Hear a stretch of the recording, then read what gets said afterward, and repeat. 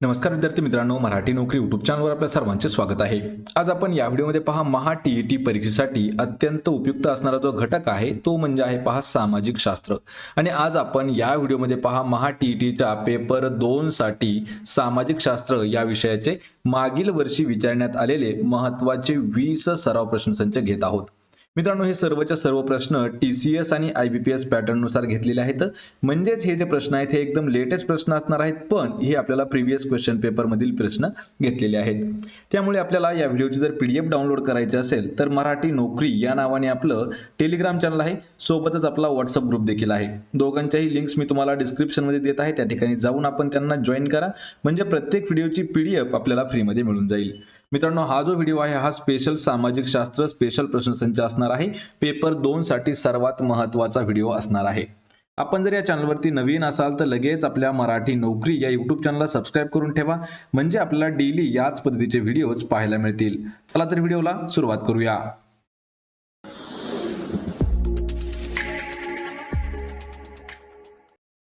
तर पहा, आपला प्रश्न आहे तोरणा किल्ला डॅश खोऱ्यात आहे। मित्रांनो, प्रश्नाचं जर उत्तर येत असेल तर 3 ते 5 सेकंदामध्ये आपण प्रत्येक प्रश्नाचं उत्तर हे कमेंट करून द्यायचं आहे। जो तोरणा किल्ला आहे हा कोणत्या खोऱ्यात येतो? तर या प्रश्नाचं उत्तर होईल पहा पर्याय क्रमांक 3, तर कानत खोरे जे आहे तर या खोऱ्यामध्ये येतो तोरणा किल्ला। याविषयी काही आपण महत्त्वाचे पॉइंट्स देखील मित्रांनो पाहणार आहोत। तर यामध्ये पहा, तोरणा किंवा त्यालाच अजून प्रचंडगड देखील म्हटलं जातं, म्हणजेच पुणे जिल्ह्यातला दुर्गकोटातील अतिदुर्ग व अतिविशाल म्हणून हा गड प्रसिद्ध आहे। कोणता? तोरणागड।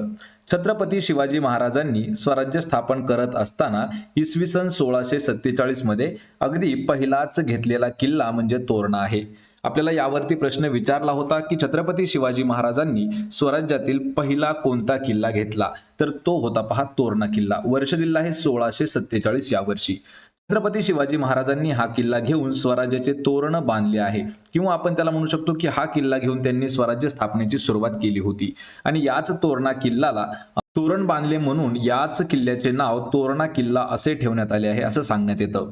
आणि या गडावरती सापडलेले जे धन होतं तर त्या धनाचा उपयोग छत्रपती शिवाजी महाराजांनी राजगडाच्या बांधणीसाठी केला होता। या प्रश्नाचं उत्तर काय होतं? तर कानद खोऱ्यामध्ये हा किल्ला आहे। यानंतरचा प्रश्न आहे पहा, खग्रास सूर्यग्रहणाचा जास्तीत जास्त किती कालावधी असतो, किंवा खग्रास सूर्यग्रहण जो आहे त्याचा जास्तीत जास्त काळ किती असतो? या प्रश्नाचं उत्तर होईल पर्याय क्रमांक 1, तर 7 मिनिट 20 सेकंदाचा काळ असतो पहा खग्रास सूर्यग्रहणाचा। पर्याय क्रमांक 1 आपलं या प्रश्नाचं योग्य उत्तर होईल। यानंतरचा प्रश्न आहे, छोटा नागपूरचा पठाराचा सर्वाधिक भाग खालीलपैकी कोणत्या राज्यामध्ये आहे? छोटा नागपूर पठार जो आहे तर याचा सर्वात जास्त भाग जो आहे तो कोणत्या राज्यामध्ये आहे? या प्रश्नाचं उत्तर होईल पर्याय क्रमांक 4, तर झारखंड हे जे राज्य आहे तर झारखंड मध्ये येतो पहा छोटा नागपूरचा सर्वाधिक भाग। पर्याय 4 आपलं या प्रश्नाचं उत्तर होईल।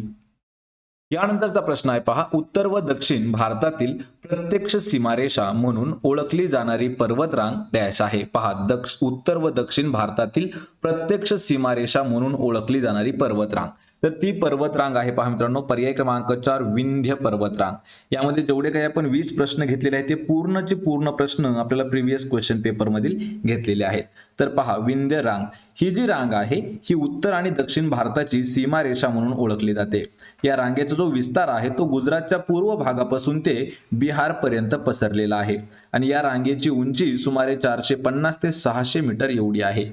या ठिकाणी आपल्याला लक्षात ठेवायचे त्याची उंची 450 ते 600 मीटर इतकी उंची आहे। आणि कोठून कुठपर्यंत आहे याचा विस्तार, तर गुजरातच्या पूर्व भागापासून ते बिहार पर्यंत विंध्य रांग जी आहे ती पसरलेली आहे। पर्याय क्रमांक 4 आपलं या प्रश्नाचं योग्य उत्तर होईल। यानंतरचा प्रश्न आहे पहा, शिवरायांनी खालीलपैकी कोणत्या किल्ल्याला प्रचंडगड असे नाव दिलेले आहे? मित्रांनो, हा प्रश्न खूप महत्त्वाचा आहे पहा, कारण हा प्रश्न आपल्याला जे छत्रपती शिवाजी महाराज जे आहेत तर यांच्या जन्मावरती जेवढे काही प्रश्न विचारले जातात, स्वराज्यावरती काही प्रश्न विचारले जातात, त्यामध्ये या प्रश्नाचा उल्लेख हा भरपूर वेळा करण्यात आलेला आहे। तर छत्रपती शिवरायांनी प्रचंडगड हे नाव कोणत्या किल्ल्याला दिलेलं आहे? या प्रश्नाचं उत्तर काय असणार आहे? पर्याय क्रमांक 3, तर तोरणा या गडालाच प्रचंड गड म्हणून देखील ओळखलं जातं। ऑप्शन क्रमांक 3 आपलं उत्तर होईल। यानंतरचा प्रश्न आहे पहा, भारतातील सर्वात मोठा लोकर उत्पादक प्रदेश डॅश आहे. या ठिकाणी आपण प्रदेश म्हणण्यापेक्षा कधी कधी आपल्याला पहा राज्य देखील विचारलं जातं.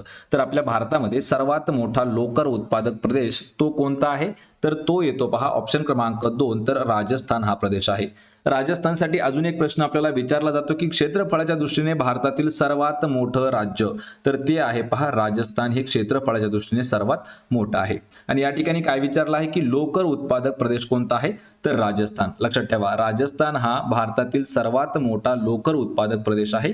या राजस्थानमध्ये चोकला, मारवाडी, मालपुरी, पुंगल या जातीच्या मेंढ्या या प्रदेशामध्ये खूप आढळतात. या देशातील एकूण लोकर उत्पादनापैकी 40 ते 50% लोकर ही फक्त आणि फक्त राजस्थान या राज्यामधून येते. बिकानेर ही आशिया खंडातील सर्वात मोठी लोकर बाजारपेठ आहे. ही जी शेवटचा पॉईंट आहे मित्रांनो, हा खूप महत्वाचा आहे, कारण यावरती आपल्याला पोलीस भरती 2023, 2024 आणि हाच प्रश्न आपल्याला महा टीईटी मध्ये सुद्धा विचारण्यात आलेला आहे. बिकानेर ही जी आहे ही आशिया खंडातील सर्वात मोठी लोकर बाजारपेठ आहे. पर्याय क्रमांक 2 आपलं या प्रश्नाचं अचूक उत्तर असेल. यानंतरचा प्रश्न आहे, केवळ पावसाच्या पाण्यावर केल्या जाणाऱ्या शेतीला डॅश म्हणतात. पहा, फक्त आणि फक्त पावसाच्या पाण्यावर जी शेती करतात ती शेती कोणती असते, तर ती शेती असते ऑप्शन क्रमांक 2 जिरायती शेती. यामध्ये लक्षात ठेवा, पाणी पुरवठ्यावर आधारित शेतीचे 2 प्रकार पडतात. यामध्ये पहिली आहे जिरायती आणि दुसरी आहे बागायत शेती. तर यामध्ये पहा, जी जिरायत शेती आहे ती काय आहे, जी शेती फक्त पावसाच्या पाण्यावर अवलंबून असते तिला जिरायत शेती असे म्हणतात. आणि 2 नंबर आहे पहा बागायती शेती. तर बागायत शेती म्हणजे काय आहे, ज्यावेळी पावसाच्या पाण्याशिवाय जलसिंचनाने पाणी पुरवठा करून ती शेती केली जाते अशा शेतीला बागायती शेती म्हणतात. यामध्ये जिरायत आणि बागायत या 2 शेती ज्या आहेत मित्रांनो ह्या इम्पॉर्टंट आहेत आणि आपल्याला सरळ सरळ माहित असणं गरजेचं आहे की कोणती असते जिरायत आणि कोणती असते बागायत. पर्याय क्रमांक 2 आपलं या प्रश्नाचं उत्तर होईल. यानंतरचा प्रश्न आहे, पंचायती राज्य व्यवस्था निर्माण करण्याचा मुख्य उद्देश कोणता आहे. पहा, पंचायत राज व्यवस्था जी आहे ती निर्माण करण्याचा मुख्य हेतू जो होता किंवा मुख्य उद्देश जो होता तो कोणता होता. तर या प्रश्नाचं उत्तर होईल पर्याय क्रमांक 1, तर राज्य कारभारामध्ये लोकांचा सहभाग वाढावा आणि ग्रामीण भागाचा विकास व्हावा हा जो आहे हा प्रमुख उद्देश होता. पहा, कशाचा उद्देश होता, पंचायती राज व्यवस्था निर्माण करण्याचा प्रमुख उद्देश होता. पर्याय क्रमांक 1 आपलं या प्रश्नाचं उत्तर होईल. यानंतरचा प्रश्न आहे पहा, भारतीय संविधानाच्या सरनाम्यातील डॅश शब्दाचा अर्थ म्हणजेच राज्यप्रमुख हा निवडून आलेला असतो व त्याला ते पद वंश परंपरागत मिळत नाही. पहा, या ठिकाणी थोडंसं कन्फ्यूज करणारा हा प्रश्न आहे, पण हा प्रश्न आपल्याला प्रिव्हियस पेपरमध्ये विचारण्यात आला होता. भारतीय संविधानाच्या जो सरनाम्यामध्ये कोणता असा शब्द आहे त्या शब्दाचा अर्थ राज्यप्रमुख हा निवडून आलेला असतो, त्याला ते जे पद आहे ते वंश परंपरागत मिळत नाही. तर तो शब्द कोणता आहे, तो शब्द आहे पर्याय क्रमांक 1, तर गणराज्य हा शब्द आहे. लक्षात ठेवा, सार्वभौम काय आहे, तर बाह्य नियंत्रण नसणाऱ्या व अंतर्गत क्षेत्रामध्ये सर्वश्रेष्ठ असणाऱ्या स्वतंत्रपणे आपला कारभार करणाऱ्या देशांना सार्वभौम असं म्हटलं जातं. पहा, म्हणजे भारत जो आहे तो सार्वभौम देश आहे. यानंतर दुसरा शब्द आहे पहा स्वातंत्र्य. तर स्वातंत्र्य म्हणजे काय, तर भारतीय संविधानाने नागरिकांना भाषण आणि अभिव्यक्ती स्वातंत्र्य, संघटना उभारण्याचे स्वातंत्र्य, धार्मिक स्वातंत्र्य, व्यवसाय स्वातंत्र्य, संचार व वास्तव्य स्वातंत्र्य हे दिलेलं आहे. यामध्ये तिसरा घटक आहे तो म्हणजे आहे पहा न्याय. तर विषमता दूर करून प्रत्येक व्यक्तीला विकासाची समान संधी देणे म्हणजे न्याय प्रस्थापित करणे होय. या प्रश्नाचं उत्तर काय असणार आहे, पर्याय क्रमांक 1 गणराज्य. यानंतरचा प्रश्न आहे पहा, डॅश हे जगातील सर्वात मोठे बेट आहे. पहा, खालीलपैकी कोणते जगामधील सर्वात मोठे बेट आहे. यामध्ये कन्फ्यूज होणारे आपल्याला 2 प्रश्न पडतात मित्रांनो. तर जगातील सर्वात मोठं बेट जर विचारलं आपल्याला तर पर्याय क्रमांक 3, तर ग्रीनलँड हे जे आहे हे जगातील सर्वात मोठं बेट आहे. यामध्ये कन्फ्यूज होण्यासारखं काय आहे पहा, तर या ठिकाणी आपल्याला जगातील सर्वात मोठे बेट विचारले आहे म्हणून ग्रीनलँड हे आपलं योग्य उत्तर असणार आहे. जर आपल्याला नदीपात्रातील सर्वात मोठे बेट विचारले असते तर त्याचं उत्तर काय आलं असतं, ब्रह्मपुत्रा नदीपात्रातील माजुली हे जे बेट आहे हे उत्तर त्याचं आलं असतं. कधी आलं असतं, ज्यावेळी आपल्याला नदीपात्रातील सर्वात मोठं बेट विचारलं असतं त्यावेळी. आणि सर्वात मोठा खंड कोणता आहे, तर आशिया, आणि सर्वात लहान खंड कोणता आहे, ऑस्ट्रेलिया. मित्रांनो लक्षात ठेवायचं, हे 2 कन्फ्यूज करणारे प्रश्न आपल्याला विचारले जाऊ शकतात. या प्रश्नाचं उत्तर काय आहे, पर्याय क्रमांक 3, तर ग्रीनलँड. यानंतरचा प्रश्न आहे पहा, पंचायत राजचा डॅश हा पायाभूत घटक आहे. पंचायत राज व्यवस्था जी आहे तर त्याचा पायाभूत घटक कोणता आहे. तर तो घटक येतो ऑप्शन क्रमांक 4. तर ग्रामपंचायत हा जो घटक आहे हा पंचायत राजचा पायाभूत असणारा घटक आहे. यामध्ये पहा स्थानिक शासन संस्था ज्या आहेत यामध्ये 2 गट पडतात, ग्रामीण आणि शहरी. तर ग्रामीण मध्ये काय काय येतं? ग्रामपंचायत, पंचायत समिती आणि जिल्हा परिषद. आणि शहरी गटामध्ये काय काय येतं? नगरपंचायत, नगर परिषद आणि महानगरपालिका. आणि पंचायत राजचा पायाभूत घटक कोण आहे? तर ग्रामपंचायत हा पायाभूत घटक येतो. पर्याय क्रमांक 4 आपलं या प्रश्नाचं उत्तर होईल. यानंतरचा प्रश्न आहे 1889 मध्ये पंडिता रमाबाई यांनी कोणत्या मिशनची स्थापना केली होती? वर्ष लक्षात ठेवायचे 1889. या वर्षी पंडिता रमाबाई यांनी कोणत्या मिशनची स्थापना केली? याचं उत्तर होईल पर्याय क्रमांक 2. तर मुक्ती मिशन याची स्थापना पंडिता रमाबाई यांनी केलेली आहे. कधी केलेली आहे? तर 1889 या वर्षी. त्यांच्याविषयी काही महत्वाचे पॉइंट्स देखील पाहूया.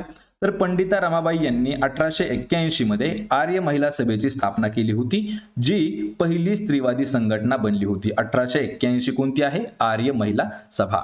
यानंतर त्यांनी 1887 मध्ये रमाबाई असोसिएशनची स्थापना केली, ज्यामुळे समाजातील दीनदुबळ्यांसाठी त्या संघटनेने कार्य केलं होतं. यानंतर आहे पहा पंडिता रमाबाई यांनी 1889 मध्ये मुक्ती मिशनची स्थापना केली. पर्याय क्रमांक 2 आपलं या प्रश्नाचं उत्तर होईल. यानंतरचा प्रश्न आहे किनाऱ्यालगत असलेल्या समुद्रात बुडालेला सर्वात उथळ भाग डॅश होय. मित्रांनो हा प्रश्न खूप इम्पॉर्टंट आहे. पहा भूगोलावरती हा प्रश्न आपल्याला विचारला जातो आणि या प्रश्नाचं उत्तर असणार आहे पर्याय क्रमांक 2. तर त्याला भूखंड मंच असं म्हणतात. भूखंड मंच म्हणजे काय? तर खंडांत उतार म्हणजे काय? तर भूखंड मंचाचा भाग संपल्यानंतर समुद्र तळाचा उतार तीव्र होत जातो, त्याला खंडांत उतार असं म्हणतात. यानंतर आहे पहा सागरी मैदान. तर सागरी मैदान म्हणजे सागर तळाच्या सपाट व सखल भागाला सागरी मैदान म्हणतात. नंतर आहे सागरी डोह. तर सागरी डोह म्हणजे सागर तळावर काही ठिकाणी खोल, अरुंद आणि तीव्र उताराची सागरी भूरूपी आढळतात, त्यांना सागरी डोह असं म्हणतात. आणि या ठिकाणी भूखंड म्हणजे काय? तर किनाऱ्यालगत असलेला समुद्रात बुडालेला सर्वात उथळ भाग म्हणजे भूखंड मंच. पर्याय क्रमांक 2 आपलं या प्रश्नाचं उत्तर होईल. यानंतरचा प्रश्न आहे पहा अंबाला ही शास्त्रीय उपकरणांची निर्मिती करणारे शहर असल्यामुळे त्याला डॅश शहर म्हणतात. अंबाला हे जे शहर आहे या ठिकाणी शास्त्रीय उपकरणांची निर्मिती केली जाते आणि त्यामुळे त्या शहराला कोणते शहर म्हणतात? तर त्या शहराला म्हटलं जातं पहा ऑप्शन क्रमांक 4. तर सायन्स सिटी म्हणजेच विज्ञान शहर म्हटलं जातं अंबाला या ठिकाणा. कारण अंबालावरती आपल्याला प्रश्न विचारण्यात आले होते. सायन्स सिटी कोणता आहे? अंबाला. मित्रांनो प्रश्न हा खूप इम्पॉर्टंट आहे आणि अशाच आपल्याला जर प्रश्न पीडीएफ द्वारे जर मिळवायचे असतील तर पहा मराठी नोकरी या नावाने आपलं टेलिग्राम चॅनल आहे, त्याची लिंक मी तुम्हाला डिस्क्रिप्शन मध्ये दिली आहे, त्या ठिकाणी आपण त्याला जाऊन जॉईन करा, म्हणजे प्रत्येक व्हिडिओची पीडीएफ आपल्याला त्या ठिकाणी मिळून जाईल. पर्याय क्रमांक 4 आपलं उत्तर होईल. यानंतरचा प्रश्न आहे एशियाटिक सोसायटीची स्थापना डॅश शहरात करण्यात आली. एशियाटिक सोसायटीची स्थापना कोणत्या शहरात करण्यात आली? तर लक्षात ठेवायचे ऑप्शन क्रमांक 1 कोलकाता या शहरात करण्यात आली. यामध्ये महत्त्वाचे पॉइंट्स मित्रांनो लक्षात ठेवा. संघटना व त्यांच्या स्थापनेचे ठिकाण आपण काही पाहणार आहोत. यामध्ये पहा पुणे सार्वजनिक सभा ही पुण्यामध्ये स्थापन झाली. पुणा असोसिएशन ही जी संघटना आहे ही पुण्यामध्ये स्थापन झाली. प्रार्थना समाज मुंबईमध्ये स्थापन झाली. आर्य समाज मुंबईमध्ये स्थापन झाला.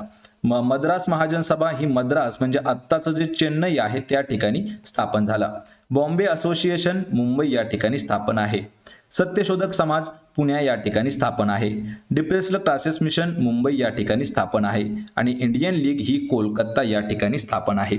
मित्रांनो ह्या ज्या काही 10 संघटना आहेत आणि त्यांची स्थापनेची जी ठिकाणं आहेत ते देखील आपण पाहिलेले आहेत, कारण हा व्हिडिओ खूप महत्त्वाचा आहे आणि हा प्रश्न आपल्याला 2013 ते 2021 या 8 वर्षामध्ये 3 वेळा आतापर्यंत विचारण्यात आलेला आहे. पर्याय क्रमांक 1 आपलं या प्रश्नाचं उत्तर होईल. यानंतरचा प्रश्न आहे महाराष्ट्र विधिमंडळाची वर्षातून कमीत कमी किती अधिवेशनं होतात? पहा वर्षामधून आपल्या कमीत कमी किती अधिवेशनं होतात? तर कमीत कमी होत असतात पहा 3 अधिवेशनं. तर ते कधी कधी असतात हे पाहून घ्या. महाराष्ट्र विधिमंडळाची वर्षातून कमीत कमी 3 अधिवेशने होतात. हिवाळी अधिवेशन हे नागपूर या ठिकाणी होत असतं, तर पावसाळी व अर्थसंकल्पाविषयीचं जे अधिवेशन आहे हे मुंबई या ठिकाणी भरत असतं. पर्याय क्रमांक 3 आपलं या प्रश्नाचं अचूक उत्तर होईल. यानंतरचा प्रश्न आहे पहा देशातील कायद्याची निर्मिती करणारी सर्वोच्च संस्था म्हणजे डॅश होय. देशातील कायद्याची निर्मिती करणारी सर्वात मोठी संस्था कोणती आहे? मित्रांनो, हा प्रश्न खूप महत्वाचा आहे, कारण आपल्याला समाजशास्त्रावरती प्रत्येक परीक्षेला हा प्रश्न विचारला जातो. या प्रश्नाचं उत्तर काय असणार आहे? पर्याय क्रमांक 1. तर संसद हे जे आहे ही आपल्या देशातील कायद्याची निर्मिती करणारी सर्वोच्च संस्था मानली जाते. पर्याय क्रमांक 1 आपलं या प्रश्नाचं उत्तर होईल. यानंतरचा प्रश्न आहे पहा, अष्टावध्यायी अर्थशास्त्र थेरी गाथा हे ग्रंथ डॅश या काळामधील आहेत. पहा, अष्टाध्यायी अर्थशास्त्र थेरी गाथा हे ग्रंथ कोणत्या काळामधील आहेत? आणि या प्रश्नाचं उत्तर होईल पर्याय क्रमांक 4. तर मौर्य काळामधील हे ग्रंथ आहेत. या ठिकाणी आपण मौर्य साम्राज्याची छोटीशी एक माहिती पाहणार आहोत. तर मौर्य साम्राज्याची राजधानी जी आहे ही पाटलीपुत्र या ठिकाणी होती. राज्यकारभाराच्या सोयीसाठी 4 विभाग त्या ठिकाणी पाडलेले होते आणि प्रत्येक विभागाची स्वतंत्र एक राजधानी होती. बौद्ध धर्माच्या प्रचारासाठी किंवा प्रसारासाठी सम्राट अशोकाने आपला मुलगा महेंद्र आणि मुलगी संघमित्रा यांना श्रीलंकेला पाठवलं होतं, जेणेकरून बौद्ध धर्माचा प्रसार होईल. आणि याच काळामध्ये अष्टाध्यायी अर्थशास्त्र आणि थेरी गाथा हे प्रसिद्ध ग्रंथ होते. पर्याय क्रमांक 4 आपलं या प्रश्नाचं उत्तर होईल.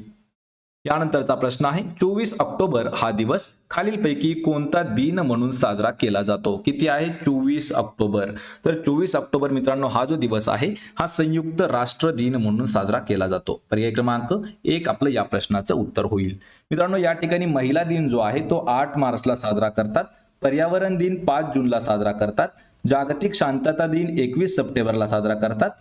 यानंतरचा प्रश्न आहे, भारतात हडप्पा संस्कृतीच्या वसाहतीत डॅश लिपीतील मजकूर असलेल्या काही विटा सापडलेल्या आहेत. हा प्रश्न खूप महत्वाचा आहे. पहा, भारतामध्ये हडप्पा संस्कृतीची जी वसाहत होती तर त्या वसाहतीत कोणत्या लिपीतील मजकूर असलेल्या विटा सापडल्या आहेत? तर या प्रश्नाचं योग्य उत्तर असणार आहे पर्याय क्रमांक 4. तर सुमेरियन लिपीमधील मजकूर असलेल्या काही विटा सापडलेल्या आहेत. आणि या संस्कृतीचे जे अवशेष आहेत हे सर्वात पहिल्यांदा हडप्पा या ठिकाणी सापडले गेले, म्हणून या संस्कृतीला हडप्पा संस्कृती हे नाव पडलं होतं. आणि हीच संस्कृती प्रामुख्याने सिंधू नदीच्या काठावरती स्थित होती आणि त्याच कारणामुळे त्या संस्कृतीला सिंधू संस्कृती असं म्हटलं गेलं. पर्याय क्रमांक 4 आपलं या प्रश्नाचं योग्य उत्तर होईल. तर पहा मित्रांनो, हे होते महत्त्वाचे 20 प्रश्न. या 20 पैकी किती प्रश्नाची उत्तर आपल्याला देता आली हे मला कमेंट करून नक्की सांगा. व्हिडिओ जर आवडत असतील तर व्हिडिओला आपल्या लाईक करा, मित्रांमध्ये व्हिडिओ शेअर करा आणि आपल्या मराठी नोकरी या यूट्यूब चॅनलला सबस्क्राईब करून ठेवा. जर आपल्याला काही प्रतिक्रिया द्यायच्या असतील तर चॅनलला लगेच आपल्या कमेंट करत राहा, म्हणजे आम्हाला सुद्धा समजून जाईल की तुमची प्रतिक्रिया नेमकी काय आहे. आपल्याला जर प्रत्येक व्हिडिओची PDF जर फ्रीमध्ये डाउनलोड करायची असेल तर मराठी नोकरी या टेलिग्राम चॅनलला जाऊन जॉईन करा. त्याची लिंक मी तुम्हाला डिस्क्रिप्शनमध्ये दिलेली आहे. आपण भेटूया पुढच्या एका अशाच नवीन व्हिडिओमध्ये. तोपर्यंत जय हिंद, जय महाराष्ट्र.